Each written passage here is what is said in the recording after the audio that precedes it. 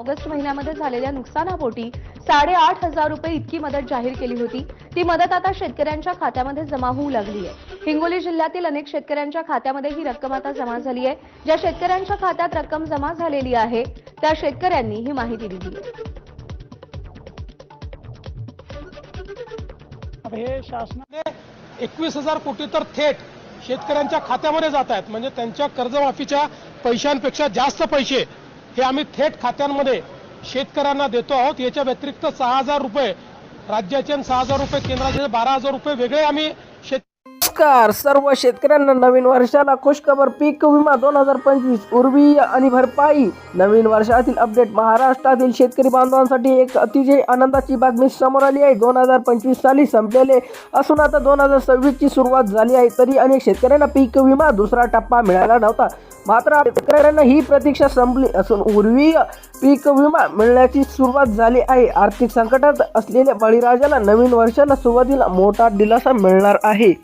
पीक विमा कधी जमा होणार असा प्रश्न प्रत्येक शेतकऱ्यांच्या मनात सतत घुमत होता। या पार्श्वभूमीवर आता एक मोठी आणि महत्त्वाची न्यूज समोर आली आहे असून शेतकऱ्यांमध्ये आनंदाचे वातावरण आहे। उद्या शेतकऱ्यांच्या खात्यात नमोचा 8वा हप्ता जमा होत आहे, तसेच विमा पैसे मिळणार सुरुवात झाली आहे। हा निर्णय झाल्यामुळे आता शेतकऱ्यांच्या दीर्घकालाची प्रतीक्षा पूर्ण विराम मिळाला असून सर्वातला समाधानाचं वातावरण आहे।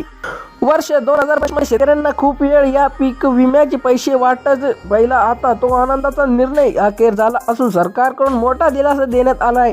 2025 जा पीक विमा उर्वीय होता तो आता ते 2026 च्या पहिल्या महिन्यात आणि पहिल्या आठवड्यात दिला जाणार आहे। तारीखावर महिना जाहीर झाल्याचा शेतकऱ्यांना आशा आता पूर्णपणे पलवित झाले असून निधी वितरण तयारी पूर्ण झाली आहे।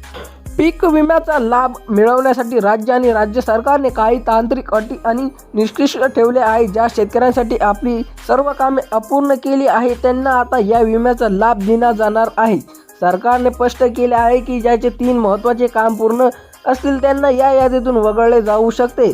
त्यामुळे आपले काम पूर्ण आहे की नाही हे तपास घेण्याचे आता प्रत्येक शेतकऱ्यांना अत्यंत महत्त्व आहे।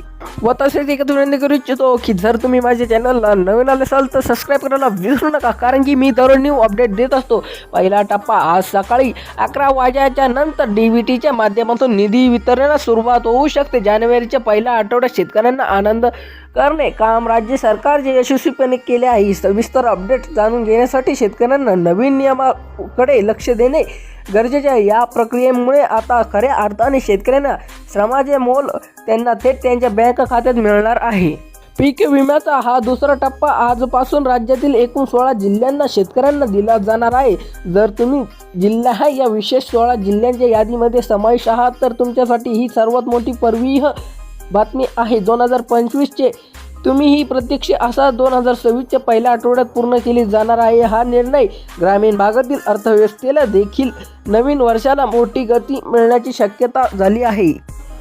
पीक विमा मिळवण्यासाठी काही तांत्रिक बाबतीचे पूर्वहत आवश्यक आहे। या 16 जिल्ह्यांना यादी तुमचे नाव जिल्ह्यात उल्लेख आहे की नाही हे काळजीपूर्वक तपासणे पहा। जर तुमचे नाव पात्र यादीत असेल तर पीक विमा उर्वरित रक्कम कोणत्याही अडथळ्याविषयी थेट तुमच्या बँक खात्यात जमवणार आहे। सरकारने हा प्रक्रियेत पारदर्शक आणि असून लाभार्थी निवडणूक सांगितल्या पद्धतीने अत्यंत अचूकपणे करण्यात आली आहे।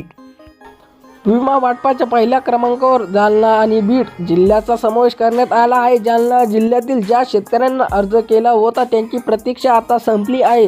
तसेच बीड जिल्ह्यातील शेतकरी बांधवांसाठी देखील ही मोठी आनंदाची बातमी समोर आली आहे। बीडमधील ज्या शेतकऱ्यांचा पीक विमा उर्वरित होता त्यांना आता पहिला टप्पा आठवड्याचा लाभ मिळणार आहे। या जिल्ह्यांमध्ये कृषी विभागाने सर्व तयारी पूर्ण केली आहे। मराठवाड्यातील छत्रपती संभाजीनगर आणि नांदेड या जिल्ह्यांचाही यादी समावेश आहे। छत्रपती संभाजीनगर जिल्ह्यातील पात्र शेतकऱ्यांना पहिला हप्ता विम्याचा पैसे दिले जाणार आहेत। नांदेडमधील ज्या शेतकऱ्यांना पीक विम्याचा अर्ज भरलेला होता त्यांना आता उर्वरित रक्कम मिळणार आहे। या जिल्ह्यांमध्ये मराठवाड्यातील छत्रपती संभाजीनगर आणि नांदेड या जिल्ह्यांचाही यादी समावेश आहे। छत्रपती संभाजीनगर जिल्ह्यातील पात्र शेतकऱ्यांना पहिला टप्पा विम्याचा पैसे दिले जाणार आहेत। नांदेडमधील ज्या शेतकऱ्यांना पीक विमा अर्ज भरला होता त्यांना आता उर्वरित रक्कम मिळणार आहे। या जिल्ह्यातील शेतकऱ्यांना आपली बँक खाती आणि आधार अपडेट असल्याची खात्री करावी। राज्य सरकारचा हा निर्णय मराठवाड्यातील शेतकऱ्यांना मोठा आधार मिळत आहे।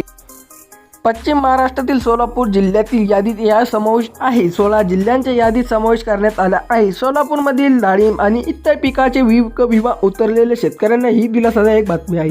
विम्याचा हा लाभ निधीच्या मिळवण्यासाठी 3 महत्त्वाची कामं करणे अतिशय आवश्यक आहे. यामध्ये सर्वात पहिले म्हणजे फार्मर ID तयार करणे होय. ज्या शेतकऱ्यांना अद्याप फार्मर ID काढलेले नाही त्यांना त्वरित काढून घेण्याचे गरजेचे आहे. व तसेच दुसरे काम म्हणजे KYC पूर्ण करणे, ज्याशिवाय पीक विमा जमा होत नाही. तसेच तिसरे काम म्हणजे आधार कार्ड अपडेट करून ते बँक खात्याशी लिंक करणे होय. आधार कार्ड लिंक नसले DBT प्रणालीद्वारे बेनिफिट ट्रान्सफर आर्थिक अडचणी येऊ शकतात. या 16 जिल्ह्यांचे तुमचे नाव असेल आणि तुमचेही ती कामे पूर्ण असतील तर पीक विमा लाभ तुम्हालाही मिळू शकतो. धन्यवाद.